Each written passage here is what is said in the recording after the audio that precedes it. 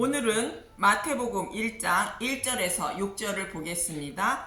다윗과 밧세바. 마태는 예수님의 계보에 다윗과 밧세바에게서 낳은 솔로몬을 우리아의 아내에게서 솔로몬을 낳았다고 말하고 있는데 왜 이렇게 말하고 있을까 보겠습니다. 우리아는 다윗을 위하여 싸운 다윗의 용사 중에 한 사람이라 성경은 말하고 있습니다. 다윗을 위하여 싸운 충성된 용사는 하나님 나라를 세우기 위하여 목숨을 바친 용사라는 뜻과 같은 것입니다. 사무엘하 23장 39절 햇사람 우리아라 이상 총수가 37명이었더라. 이렇게 우리아는 다윗을 위하여 목숨을 바치고 싸운 다윗의 충성된 부하 장수였습니다. 다윗은 그가 전쟁터에 나가 있을 때 그의 아내 밧세바를 간음하고 우리아를 죽음에 이르게 하여 밧세바를 아내로 삼아 솔로몬을 낳게 됩니다. 그런데 이 사건을 상기시키기 위하여 예수님의 계보에 올려놓고 있는데 그 이유를 보겠습니다. 유대인들은 지금도 다윗과 같은 멋지고 용맹스러운 메시아가 오셔서 자신들을 구원하고 온 세상을 다스리며 다윗과 솔로몬 때처럼 평화를 누리며 살 것을 소망하며 다윗과 같은 메시아가 오기를 기다리고 있습니다. 그런 그들에게 다윗도 우리와 같이 간음과 살인죄를 범한 동일한 인간이며 죄인이라 말하고 있는 것입니다.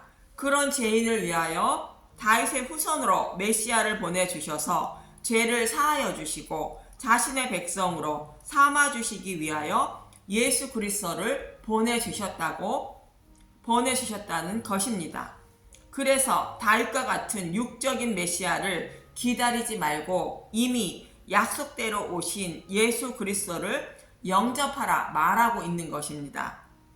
다윗은 이렇게 충성된 부하 장수를 죽음에 이르게 하고 그의 아내를 빼앗아 자신의 아내로 삼았는데 율법에 의하면 다윗은 당연히 돌에 맞아 죽어야 하고 하나님의 심판을 면하지 못해야 하는데 하나님은 그런 다윗을 의롭다 여겨 주셨습니다. 왜 하나님은 다윗을 의롭다 여겨 주셨을까? 그 이유를 알려면 밧세바를 범하기 전인 사무엘하 7장의 내용을 알아보겠습니다. 먼저 사무엘하 5장에서는 다윗을 죽이려는 사울 왕이 죽고 다윗이 이스라엘 왕이 되고 예루살렘 성인 시온성을 여부스 족속에게서 빼앗아 정복하고 다윗성이라 부릅니다. 그리고 6장에서 법궤를 다윗성으로 옮기게 됩니다. 다윗이 이스라엘 왕으로 백성을 다스리고 법궤를 예루살렘 성으로 옮겼다는 것은 예수님이 자신의 백성을 다스릴 왕으로 계실 때에 복음 시대에 일어날 일을 모형으로 보여주고 있는 것입니다. 그럼 복음 시대에는 무슨 일이 일어나는가? 그 후 다윗은 하나님이 거하실 집을 짓기 원하시는데 사무엘하 7장 5절 가서 내 종 다윗에게 말하기를 여호와께서 이와 같이 말씀하시되 내가 나를 위하여 내가 살 집을 건축하겠느냐. 사무엘하 7장 6절 내가 이스라엘 자손을 애굽에서 인도하여 내던 날부터 오늘까지 집에 살지 아니하고 장막과 성막 안에서 다녔나니. 하나님은 자신의 백성을 구원하시기 위하여 장막과 성막 안에서 다녔다고 말합니다. 장막과 성막은 전쟁터에 나가 있는 야전 사령관이 자신의 병사들과 함께 간이 천막에서 생활하는 모습인 것입니다. 언제 어느 때에 이동할지 모르는 상황에서 자신의 병사들과 함께 늘 적과 싸우며 살아가는 모습입니다. 하나님도 자신의 백성을 구원하시기 위하여 사단으로부터 늘 자신의 백성을 보호하시며 인도하고 계시다는 것입니다. 이 일은 잃어버린 자신의 백성을 모두 구원하실 때까지 쉬지 않으시고 일하실 것입니다. 예수님은 말씀하십니다. 요한복음 5장 17절 예수께서 그들에게 이르시되 내가 아버지께서 이제까지 일하시니 나도 일한다 하시매. 하나님이 지금까지도 일하고 계시니 예수님도 일을 하신다는 것입니다. 사무엘하 7장 7절 이스라엘 자손과 더불어 다니는 모든 곳에서 내가 내 백성 이스라엘을 먹이라 명령한 이스라엘 어느 지파들 가운데 하나에게 내가 말하기를 너희가 어찌하여 나를 위하여 백항목 집을 건축하지 아니하였느냐고 말하였느냐.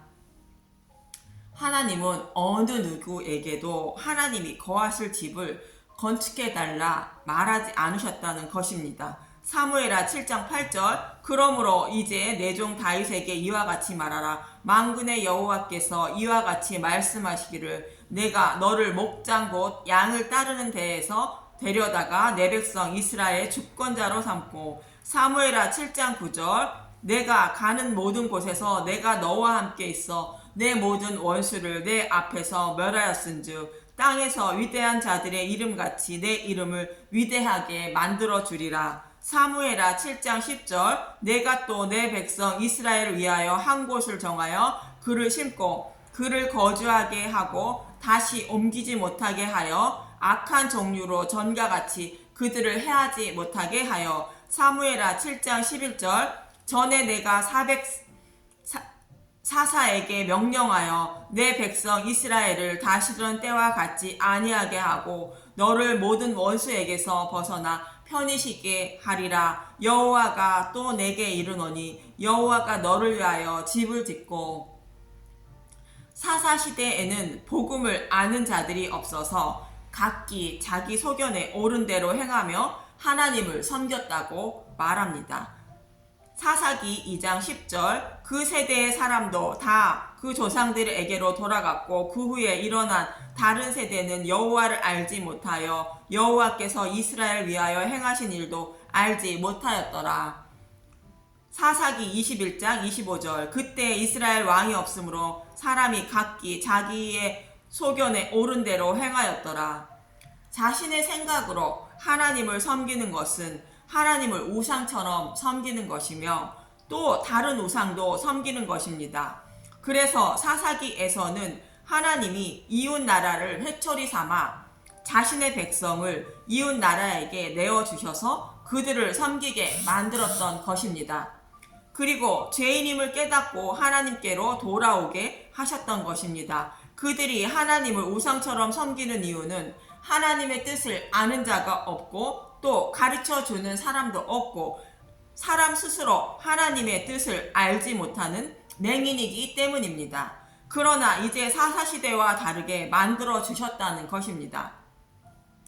사사시대는 하나님의 뜻을 알지 못해 하나님을 섬기지 못하고 하나님을 떠나 우상처럼 섬겼다면 이제 하나님 백성이면 누구나 하나님을 알게 만들고 하나님을 사랑하게 만들어 주셔서 적에게 내어주지 않으시고 적에게 고난도 받지 않게 만들어 주시고 하나님이 편히 쉬게 만들어 주신다는 것입니다. 그럼 어떻게 하나님을 알고 하나님을 사랑하여 편히 쉬게 되는 것일까 보겠습니다. 여호와 하나님이 다윗을 위하여 집을 짓겠다는 것입니다. 이 집을 짓는 것에 대하여 예수님은 이렇게 말씀하십니다. 요한복음 2장 19절 예수께서 대답하여 이르시되 너희가 이 성전을 헐라 내가 사흘 동안에 일으키리라. 여호와께서 집을 짓는 것은 눈으로 보이는 집이 아닌 마음의 성전인 것입니다. 다윗의 후손으로 오실 예수 그리스도께서 죽으시고 부활하셔서 하나님 우편에 앉으시고 보내실 성령님이 각자 마음속에 찾아오셔서 마음의 성전을 세워주시는 것을 말합니다.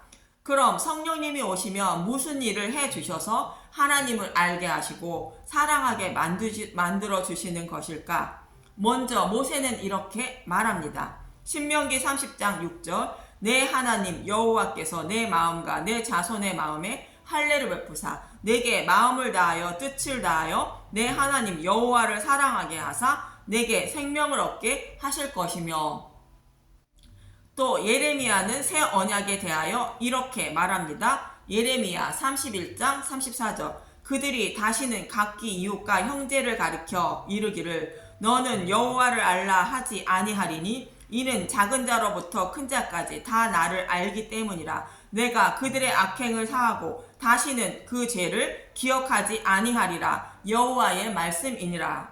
그리고 예수님은 이렇게 말씀하십니다. 요한복음 16장 7절. 그러나 내가 너희에게 실상을 말하노니 내가 떠나가는 것이 너희에게 유익이라. 내가 떠나가지 아니하면 보혜사가 너희에게로 오시지 아니할 것이요 가면 내가 그를 너희에게로 보내리니. 요한복음 16장 8절. 그가 와서 죄에 대하여 의에 대하여 심판에 대하여 세상을 책망하시리라. 성령님이 오시면 자신이 죄인임을 깨닫게 만들어 주시고 그 더러운 나를 위하여 예수님이 십자가에서 나의 죄를 대속하신 것을 깨닫게 만들어 주시고 나의 주인이었던 사단은 이미 심판을 받았고 나는 사단의 노예에서 벗어나 하나님의 백성이 된 것을 잘 가르쳐 주신다는 것입니다. 다시 말해 복음의 말씀을 듣는 귀를 열어주시고 성경의 말씀을 보는 눈을 열어주시고 마음으로 깨닫게 만들어 주셔서 예수님이 행하여 주신 십자가 사랑을 깨닫고 믿음에 이르게 만들어 주신다는 뜻입니다. 그래서 하나님을 사랑할 수밖에 없도록 만들어 주신다는 것입니다. 이렇게 하나님을 사랑하는 나에게 하나님은 회초리를 대지 않으신다는 것입니다. 그런 나를 하나님은 나의 죄를 기억하지 않으시고 생명을 얻게 만들어 주시며 편히 쉬게 해 주신다는 것입니다. 그래서 하나님이 나를 위하여 짓는 집은 마음의 성전이며 모세는 마음의 할례라 말하고 있고 예레미야서는 새 언약이라 말하고 있는 것입니다. 그럼 다윗에게는 성전을 어떻게 짓게 된다고 말하고 있는지 보겠습니다. 사무엘하 7장 12절. 내 수완이 차서 내 조상들과 함께 누울 때에 내가 내 몸에서 내 씨를 내 뒤에 세워 그의 나라를 견고하게 하리라. 사무엘하 7장 13절. 그는 내 이름을 위하여 집을 건축할 것이요 나는 그의 나라라. 그의 나라 왕위를 영원히 견고하게 하리라. 내 몸에서 내 씨는 가깝게는 솔로몬을 말하는 것으로 하나님이 약속하신 대로 솔로몬이 왕으로 있을 때에 전쟁이 그치고 평안히 살게 됩니다. 그리고 다윗은 피를 많이 흘려 성전을 짓지 못하지만 성전을 지을 모든 재료와 설계도를 준비하고 솔로몬은 성전을 세우게 되고 솔로몬이 왕으로 있을 때에 왕위가 견고했던 것입니다. 멀게는 다윗의 후손으로 오실 예수 그리스도께서 다스리는 나라가 영원히 견고하고 그의 백성은 하나님 나라에서 평안히 살게 된다는 것입니다. 그리고 예수님은 십자가에서 모든 고난과 고통을 받으시며 많은 피를 흘리셔서 자신의 백성의 죄를 씻어주시고 죽으시고 부활하셔서 성령을 보내주심으로 마음의 성전을 세워주시고 왕이신 예수님이 다스리는 나라는 영원히 견고하게 된다는 것입니다. 이렇게 다윗의 성전이 지을 모든 재료와 설교도를 준비하고 그의 아들 솔로몬이 성전을 세우는 것은 예수 그리스도께서 죽으시고 부활 승천하셔서 성령님을 보내주시고 세우실 마음의 성전의 모형인 것입니다. 이렇게 마음의 성전이 세워지면 하나님을 사랑하게 되고 그런 나를 하나님은 아들로 삼아 주신다는 것입니다. 사무엘하 7장 14절. 나는 그에게 아버지가 되고 그는 내게 아들이 되리니 그가 만일 죄를 범하면 내가 사람의 매와 인생의 책찍으로 징계하려니와. 사무엘하 7장 15절. 내가 내 앞에서 물러나게 한 사울에게서 내 은총을 빼앗은 것처럼 그에게서 빼앗지는 아니하리라. 아버지와 아들과의 관계는 아들이 아무리 나쁜 짓을 해도 아들이라 하지 않을 수 없는 관계입니다. 그래서 아들을 사랑의 매로 다스리기는 하시는데 아들이 아니라 하지는 않으시겠다는 것입니다. 다시 말해 마음의 성전이 세워지고 믿음을 가진 사람은 다시는 버리지 않으신다는 것입니다. 그래서 마음의 성전이 세워져 믿음에 이른 사람은 결코 정죄함이 없다는 것입니다. 사도 바울은 말합니다. 자신이 복음을 알고 보니 하나님 앞에 죄를 범하지 않으려 굳게 마음 먹어도 이미 육신은 죄를 범하고 있다는 것입니다. 그래서 자신은 율법대로 하면 당연히 불못에 들어가야 할 죄인이라는 것입니다. 그래서 이렇게 외치는 것입니다. 로마서 7장 24절 오호라 나는 공고한 사람이로다. 이 사망의 몸에서 누가 나를 건져내랴. 로마서 7장 25절 우리 주 예수 그리스도로 말미암아 하나님께 감사하리로다. 그런즉 내 자신이 마음으로는 하나님의 법을 육신으로는 죄의 법을 섬기노라. 로마서 8장 1절 생명의 성령의 법 그러므로 이제 그리스도 예수 안에 있는 자에게는 결코 정죄함이 없나니. 로마서 8장 2절 이는 그리스도 예수 안에 있는 생명의 성령의 법이 죄와 사망의 법에서 너를 해방하였음이라. 바울은 당연히 불못에 들어가야 할 죄인이지만 결코 정죄를 받지 않는다는 것입니다. 마음으로 하나님을 섬기고 육신으로는 죄를 범해도 자신은 그리스도 안에 은혜 안에 있다는 것입니다. 그래서 결코 정죄함이 없다는 것입니다. 마음의 성전이 세워져 믿음에 이른 사람은 노아의 방주 안에 있는 사람과 같이 심판을 받지 않고 유월절 양의 피를 바른 집안에 있는 사람과 같이 죽음이 넘어간다는 것입니다. 이 말씀을 증명이라도 하듯 하나님은 사무엘하 7장에서 다윗에게 이렇게 언약하십니다. 사무엘하 11장에서 다윗이 죄를 범하고 12장에서 다윗의 죄를 사하여 주시는데 우리아의 아내 밧세바를 간음하게 되고 밧세바가 임신하자 완전 범죄를 꿈꾸며 전쟁에 나가 있는 우리아를 불러 집으로 보내어 밧세와 잠자리를 같이 할 것을 명하나 우리아는 사무엘하 11장 11절 우리아가 다윗에게 아뢰되 언약궤와 이스라엘과 유다가 야행 중에 있고 내 주 요압과 내 왕의 부하들이 바깥들에 진치고 있거늘 내가 어찌 내 집으로 가서 먹고 마시고 내 처와 같이 자리이까. 내가 이 일을 행하지 아니하기로 왕의 살아계심과 왕의 혼의 살아계심을 두고 맹세하니이다 하리라. 우리아는 자신의 백성을 구원하시려고 쉬지 않으시고 일하고 계시고 자신의 동료들도 적과 싸우고 있는데 자신만 편히 쉬지 못한다는 것입니다. 우리아는 다윗에게 하나님의 마음을 전하고 있는 것입니다. 우리아가 집으로 돌아가 쉬지 않자 다윗은 편지를 써서 우리아를 적과 싸우게 만들어 죽이게 됩니다. 사무엘하 11장 14절 아침이 되매 다윗이 편지를 써서 우리아의 손에 들려 요압에게 보내니 사무엘하 11장 15절 그 편지에 써서 이르기를 너희가 우리아를 맹렬한 싸움에 앞세워 두고 너희는 뒤로 물러가서 그로 맞아 죽게 하라 하였더라. 이렇게 다윗은 살인죄와 간음죄를 범하여 당연히 돌에 맞아야 죽어야 하고 또 하나님의 심판을 받아야 합니다.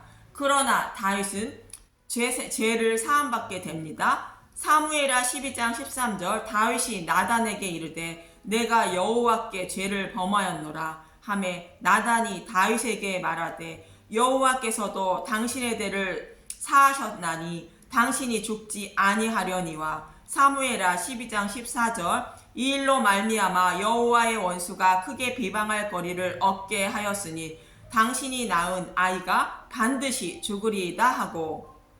이렇게 다윗은 자신이 범한 죄를 약속하신 대로 여호와께 사함을 받게 됩니다. 그러나 당신이 낳은 아이가 반드시 죽는다고 말합니다. 그 아이는 밧세바가 임신한 아이이지만 다윗의 후손으로 오실 메시아가 다윗의 죄로 인하여 반드시 죽는다는 것입니다. 이 말씀대로 예수님이 다윗의 후손으로 오셔서 저와 여러분의 죄로 인하여 십자가에서 죽임을 당하셨던 것입니다. 저와 여러분을 구원하시기 위하여 하나님이 자신의 아들을 대속제물로 죽이셨던 것입니다. 그리고 부활하셔서 저와 여러분을 고아와 같이 버려두지 않으시고 성령님을 보내주셔서 나를 약속의 땅으로 이끌고 계시는 것입니다. 이렇게 하나님은 자신이 약속한 말씀을 이루시기 위하여 지금도 일하고 계시고 또 일을 하시는 것입니다. 이렇게 다윗은 저와 여러분같이 동일한 죄인이며 하나님의 은혜로 하나님의 아들로 삼아주셔서 죄 사함을 받았던 것입니다. 저와 여러분도 다윗과 같이 마음의 성전이 세워지고 하나님의 아들로 삼아 주셔서 여호와 하나님을 아버지라 부르게 되시길 간절히 소망합니다. 감사합니다.